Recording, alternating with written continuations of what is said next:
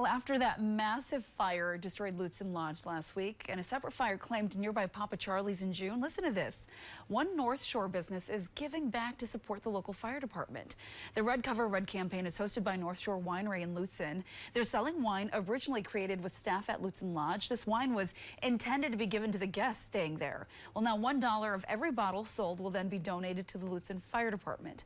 Leaders with North Shore Winery say that Lutsen Lodge holds memories for so many people, and they hope to see the area rebuilt for the community. When things like this and tragedies happen, it really brings people out from the woodwork and shows kind of what a small community really is. Yeah, amazing guys here, so generous. Local liquor stores will be selling the blend, and again, $1 from each of those sales will be given to other nearby fire departments.